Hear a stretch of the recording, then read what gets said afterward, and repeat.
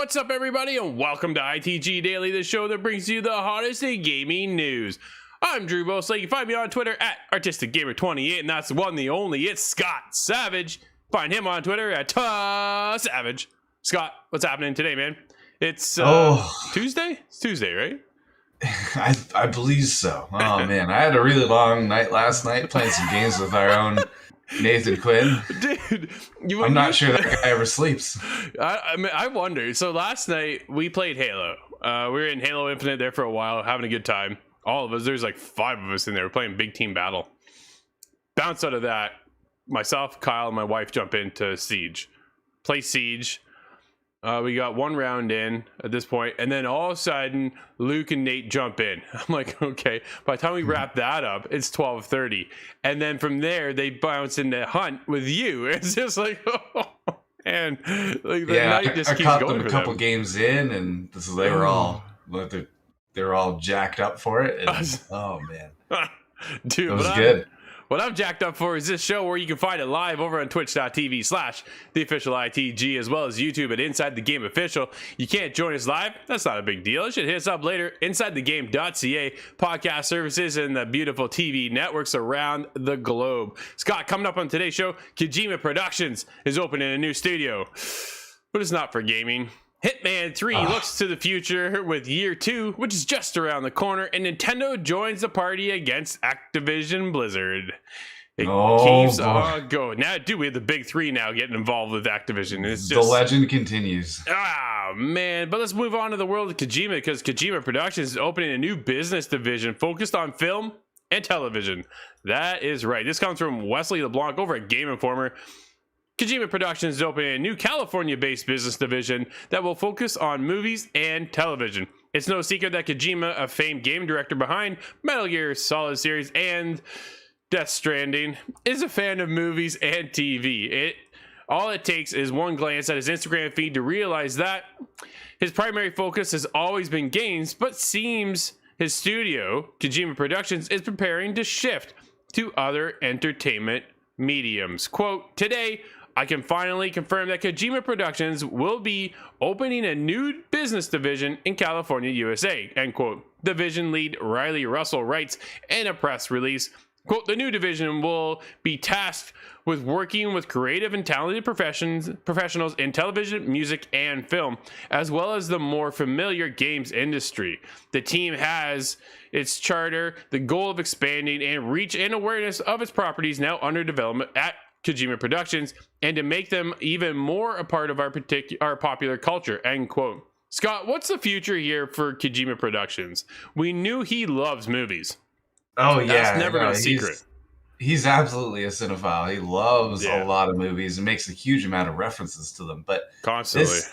This makes me curious. Is it going to be something eventually where movies, TV, film, and games, they all kind of merge in something similar to Quantum Break? Quantum Break did a really excellent job of having a TV series alongside of it, and that's very heavily inspired by film. Yeah. So I think that could be interesting, but it boils down to Kojima could make a picture book company. And it would sell. People will be all over it. Dude, I want them to make a Death Stranding movie, because then maybe I could understand the game. Do you put Norman Reedus in it? Or do you let him in on what's going on? Because even he didn't know what was going on. It was such a weird game. I had no idea that entire time I played that game what the heck was happening. It was something else, man. That's for sure. But I'm not surprised. This is you see Kojima over the years have such an influence from the movie side of things, right? Films has always been a big part of what he is involved in, where his passion comes from, and then he transfers that over into such a cinematic universe in the world of video games. So to see that he's opened up his own division, this is just the next step of Kojima Productions. This was part 1, getting in his own company after leaving Konami, because that was a fiasco of Metal Gear Solid 5. That was just an absolute disaster. The fact that we even got Metal Gear Solid 5 is a feat within itself. So we have that game, right? Kojima goes out on his own, starts his own Kojima Productions, makes total sense. We get Death Stranding. Now what's happening is they're into another game and now a new studio where they can, like you say, maybe they can mingle both industries together just like that game, right? Where you're able to go back between the movie and the game. And when they can bounce off of each other, maybe they'll tie in, because Kojima has such unique ways of, you know, pulling in other forms of mediums, and the twists and turns that he incorporates into his games are just above any other we ever play, dude. Like, there's nothing, there's nobody even, I won't say there's nobody on his level, but he's just at a different level when it comes to the creative side of making video games for us. There's a lot of the times that I'm getting into, whether it was Metal Gear the first time or whatever, I'm looking at Kojima's works, and I try and guess what's coming next. I try and you never know. You can anticipate certain things, but then it dials it up in more crazy ways, or just goes a different way. So it's almost like an anime that he brings to his video game series. Yeah. And I want to see, likewise, the video game world brought into anime. I'm impressed and excited by what this could create. What do you think his next game is, Scott? I don't think it's going to be Metal Gear Survive 2. And absolutely not. We are on the right timeline, if that is the case. You know, I'm really not sure. Do we get another Death Stranding, do you think? Or is he go into something new? There is rumors of him working on a horror game right now, because there is that PT, which we never saw the end of after, like, that was kind of a little demo trailer teaser kind of thing over in the world of PlayStation, which now lies dead on your console, because you can't get that anymore. Like, that's just gone. No, right? I have a friend that knows somebody who has that on a PlayStation 3, and I'm not sure if they've turned that into gold yet, but it has massive value. Well, that's just it. And I kind of going, did I ever download that? Like, I'm not a horror fan whatsoever, but I know you can't get that anywhere else, right? So I'm like, did I jump on that at the time? I don't remember. PS3 was such a long time ago. You played it for 10 minutes and went, nope, deleted it. Gone forever. Not even touch it. I didn't even touch it. But what I did touch, Scott, was Hitman 3. Because Hitman 3 is getting another year of DLC, including new maps, storylines, modes, and ways to play. IO Interactive has announced Hitman 3 will be getting another year of support. This comes from Dom over at VG247. Get your briefcase together, pack your explosive rubber duckies up, and get ready to off some rich tyrant, because Hitman 3 is coming back for more. In a new blog post, IO Interactive has announced that everyone's favorite... Really? I'm going to go with Bald Assassin. Agent that has political... Dude, I was just like, whoa, that stopped me right in my tracks. I was not going there. Man, Agent 47 is back in 2022. That's the biggest thing for me. New maps, storylines, game modes, and ways to play. Per the blog, man, dude, I am shocked that is there. Per the blog, a new video below, Hitman 3 Year 2 will start on January 20th. They always get me when they go backwards. 20th of January 2022, with post-launch support confirmed for another 12 months therefore after. So this is fantastic to see. Here's some of the highlights that are coming. Some of the announced upgrades to the game include ray tracing coming to the world of the PC. VR is also coming to PC. Right now it is only over on the PlayStation, so you had the opportunity to get it on PlayStation VR. And if you had the gun mechanic, the adaptive like handle kind of thing, you could put both move controllers into this thing, and you hold it like a gun. Super cool. And they're bringing a new way for elusive targets. They have this arcade mode, so I'm a little curious to see what exactly that has. But yeah, they announced that they are definitely moving forward with more Hitman 3 content, which is just astonishing. That for me, if you look back, dude, Square Enix gave up IO. They said, we can't do this anymore. Hitman is not a franchise that is taken off in our world for some reason. And now you look at Hitman 3, just exploded. And, dude, it has a total of over 50 million players at Hitman 3. No. So now you got to wonder if Square Enix is going, man, whoops. Whoops. You know what I mean? Oh, yeah. No, it evidently was a huge pile of gold coin something. Like, it might have taken a while to build that up, but if you look at the Hitman games, have they ever really misstepped? I don't think so. Never, dude. Maybe the lowest impressive one was maybe the Hitman years and years ago. sniper thing on arcade. Yeah, that's the only thing I could think of being kind of but Yeah. no.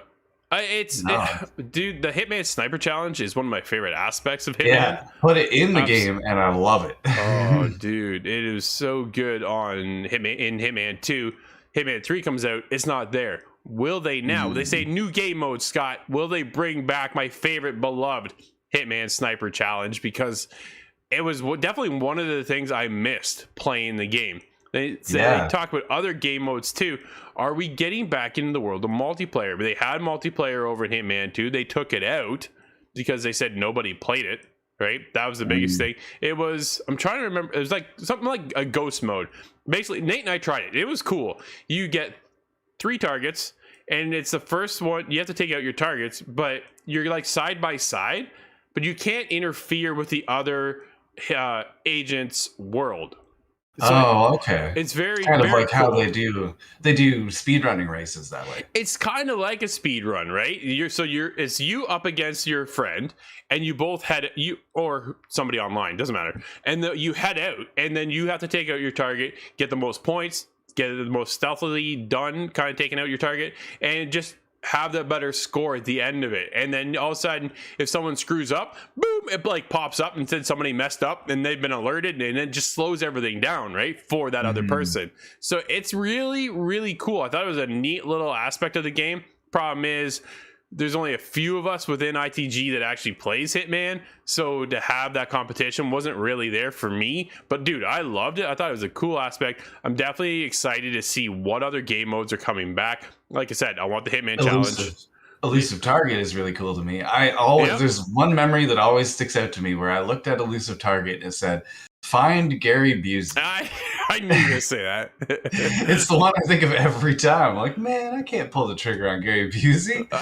Everybody pulled the trigger on Gary because man, it was such a good get at IO Interactive to have Gary Busey come on and be a part of that, formula in the elusive target, which is just such a cool aspect. And it always the best part about Hitman, dude, is you can play that game every single time and it turn out to be different because there's always different ways of going about taking out your targets, using different materials, different methods, different gadgets and things like that to get around. It's never one straight linear path.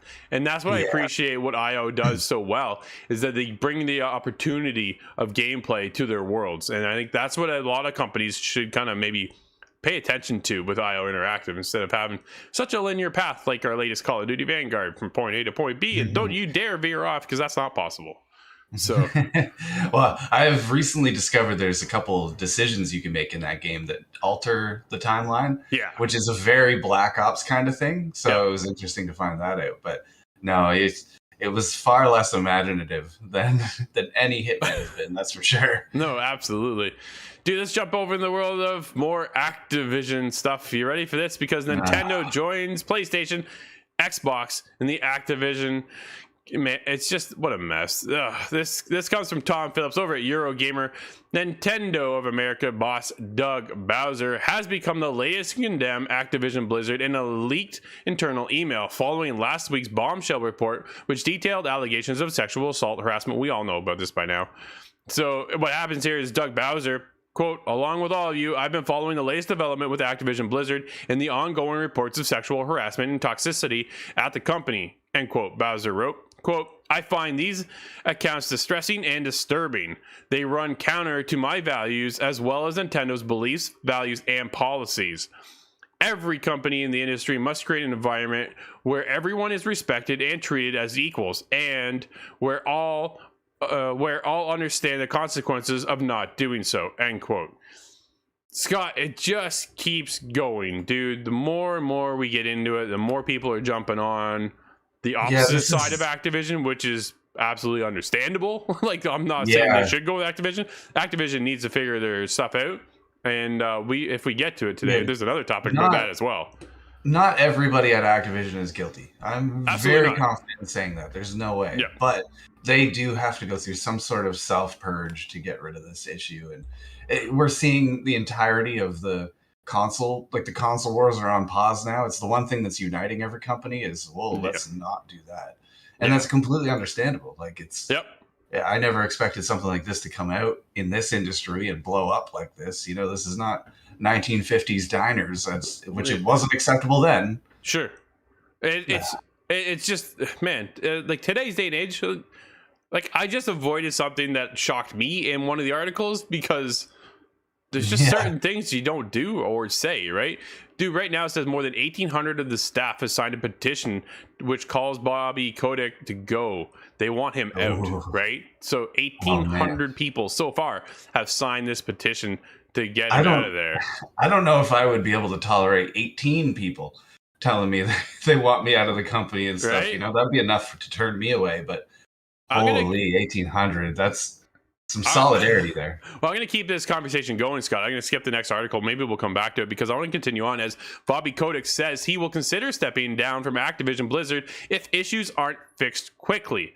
This report comes from Eddie Cooch over at GameSpot. A new report from the Wall Street Journal says that Activision Blizzard CEO Bobby Kotick informed staff recently that he would think about the possibility of stepping down if he's unable to fix the company's workplace issues in a timely manner. This is according to the comments he has said to have made during a meeting on Friday, November 19th, with senior managers at Blizzard specifically. Like you say, Scott, if 18 people want you gone, it doesn't matter if there's 1,800. That's an uncomfortable feeling to stick around with, right? Like, do you really want to stick around at all? And I understand that he wants to fix it. Yeah. Is he I would too feel little, some too responsibility. late? Well, I would feel it would feel like it would be my duty to fix it, but he's met with a lot of people.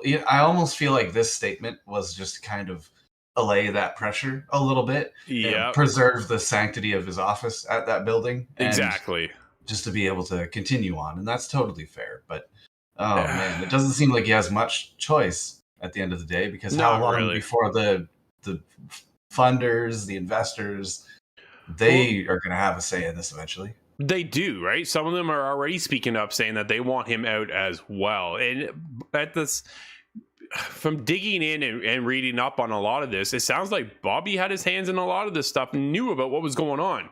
So it sounds like he was part of the problem. Now, this is what I'm reading, right? And research can go a long way, and sometimes it can be misleading. But at the same time, dude, if everything I'm reading is true, he's got to go. It's just that simple. He's got to move on, and you now need to restructure Activision. Bring in new faces, right? Like, build this company up where they can rebuild that trust and the values within the company of what they now stand for versus what they did stand for when all this was going down. So it's just it's a long road to clean that up. Yeah, that's the problem, right? You dig yourself into these holes, and it's a lot easier to get dug and stuck into this rut than it is to bail yourself out. So sometimes the only way to bail yourself out is to remove yourself from the issue. And he might just have, there's no might, dude, he's just got to go. Like, he's just better off to pack it up. I understand that he wants to see if he can fix the issue and redeem himself, but sometimes it's just too little too late. But what's not too little, I think even if he does that, I think it's an eventuality still to remove yourself, that even if he's the last piece of the issue, you know, finish those payments off on the cottage while you're doing it. But exactly. Yeah, I think at the end of the day, he will be gone. I don't think he'll be sticking around. I think you give him a couple more months, and we will get a press release saying Bobby Kotick has now removed himself from Activision Blizzard. He's not staying, dude. I'd be shocked if by this time next year he's still there. Yeah, for sure. But dude, let's move into the world of Netflix as they hire VP of Game Studios. Amir Rahami joins us from Scooply, where he was president of games. This comes from Marie Delisandre over at gamesindustry.biz. Netflix has appointed former president of games over Scooply, Amir, as vice president of its game studio over at Netflix. Dude, Netflix is moving in the world. We talked about this before, because Netflix is getting into the video game industry. They've wanted to for a long time, but they've moved into the world of mobile. Yeah, that's weird, an interesting Well, you think it's weird, but then we've talked about the numbers behind mobile, and That's just it. it's just astounding amount of people. So, well, and Netflix already appears on mobile devices, so it kind of does make sense.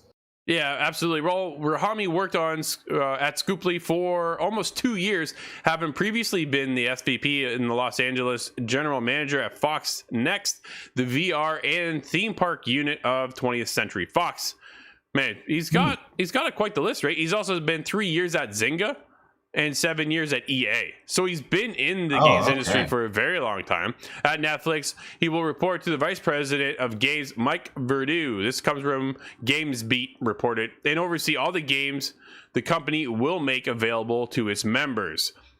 There was a quote in here I wanted to... On his LinkedIn page, Rami said his new position will give him the opportunity to greenlight games that will put player delight above all else, end quote. Adding that there will be no more stressing over monetization. He added that he hoped to play a small part in the shaping of the future of the industry.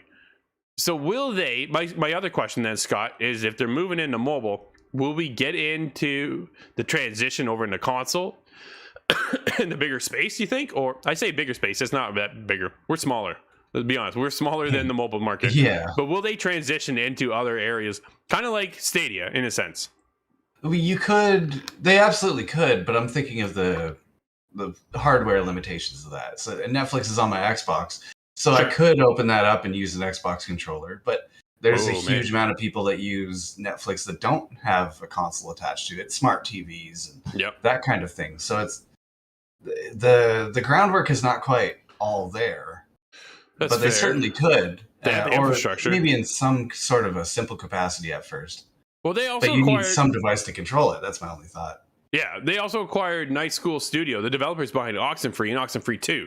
Right? Yeah. Where you can get on mobile, you can get on your console, your PC. So I wonder what they do is they align themselves with studios that will bring in a mobile side, but then also allow them to branch out to the console. So are they having conversations with Xbox and PlayStation, right? Or Nintendo in that sense. So it allows them to kind of be everywhere, but still the ability to have you go from watching a movie on Netflix to suddenly playing a game at the same time. The Netflix original pops up and then it slides and it press start to begin the game. That could be all right.